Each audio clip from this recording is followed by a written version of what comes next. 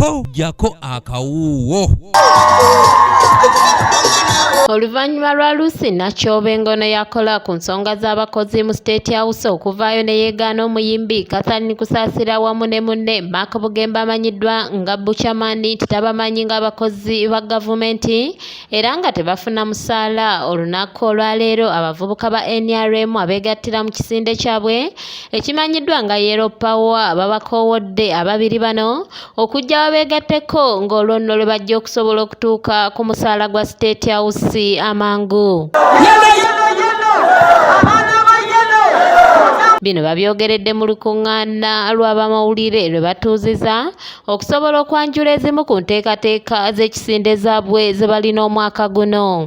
Fenga Yellow Power tugambye abantu abo ekintu kiri kimu ddagala lyokka lye basigaziza bajje beegatte ku Yellow Power kubanga ffe Yellow Power ebyo tubirwanyisa obusongasonga gye tuli bajje batwegatteko Kathalini tukuyita Buchaman urufiga muje mwewandiise wansi wa chairman wange bino Mugisha Julius tuloba nga tuwana ku nsonga eyo era tubakakasa nti mu bbanga tono nnyo president ensonga yagikolako awe Madamu Nakyobe appointment ereta mubenga mutandika okubanga mukola mateeka ngera mufuna omusaala. Bano be batyo bakubidde Pulezidenti Yoweri Kaguta Museveni omulanga okuvaayo mu bwangu ddala ayingire mu nsonga z'abantu abo kubanga ye yabawa ebifo ate era nga kituufu bakolera ddala omulimu omulungi. Nja kusaba mukama wange Pulezidenti Yoweri Kaguta Museveni ajje abeere nga akakasa abantu abo kubanga olwedde bakola bamobilizinga kyekintu nga naffe kye tuliko abakakase bakolere ddala omulimu gwabwe naye nga tebakoonagana na bannaabwe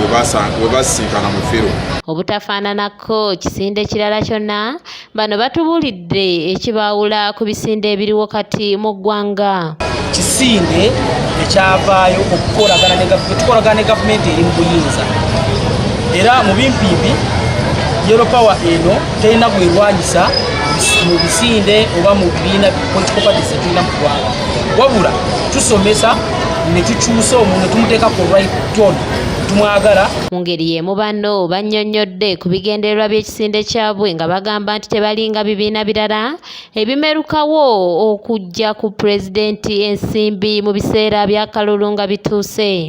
Yellow Power nga bwe twogedde kibiina ekiwagira gavumenti eri mu buyinza naye tugenda mobilizinga abantu nga tubayingiza mu Yellow Power bwe tunaaba tumaliriza tujja kukola olukuŋŋaano olw'amaanyi nga tubakyusa mu bibiina bye bagenda obeeramu byonna.